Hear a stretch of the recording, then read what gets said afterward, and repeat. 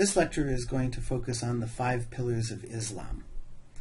Now, I've laid out a bunch of material for you to go through on the web page, so I'm not going to have any other mini lectures in this larger theme of the 5 pillars. You can explore them on your own, and there's little instructional guides so that you should have an idea of what to think about for each of those sections. But I do want to start by saying something about a couple of the larger themes I want you to be thinking about as you make your way through the material.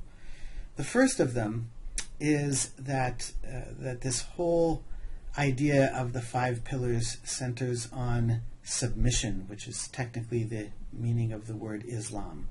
That they all involve in one way or another some kind of submission of the ego, the sense of self. And this is a really important theme that I would suggest has already been present in Judaism and in Islam, in Judaism and Christianity, but it's being highlighted here perhaps even more obviously, and as we move into the other Eastern traditions, into the Chinese traditions, Japanese, Hinduism, Buddhism, you're going to see that the theme of ego is expanded, that it becomes much more central than it is typically in Judaism and Christianity. The basic idea I want you to think about is that when we're completely focused on ourselves, when we're really just thinking about what do I want, what do I need, it's very hard for us to connect with anybody else.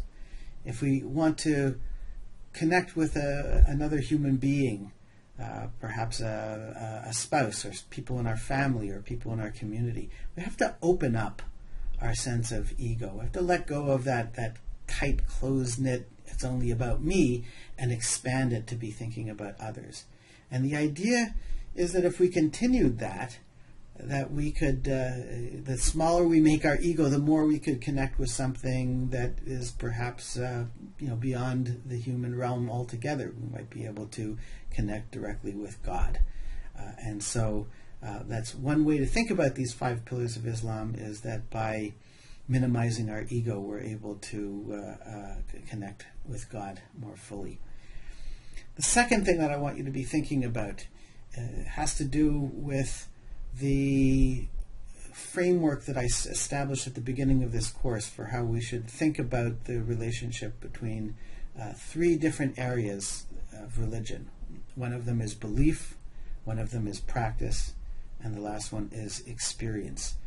Now, if you scroll down a little bit on the web page after this video, you'll see the image that I used on that first class, and you'll see that there's some overlap where the 3 different areas intersect.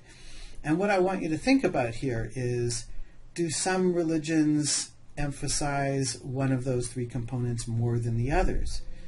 Perhaps faith and belief becomes the dominant theme, and the other ones become less focused. So I want you to think about what's the relationship in the 5 pillars between the idea of what you believe or your faith. Those are sort of a general area, not exactly the same, those 2 concepts, belief and faith, but related. And then what kind of practices do you do? And those practices might include rituals, or they might include how you go out into the world and put your religion into practice by performing good deeds or things like that. And the third one is how do those work together to generate religious experience?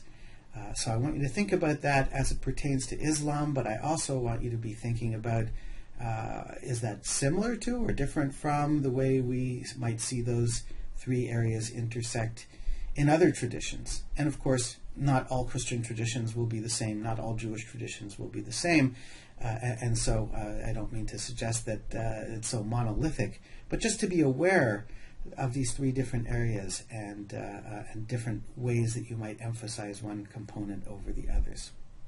Okay, well, enjoy the section on the 5 pillars, and then we'll explore it further in class.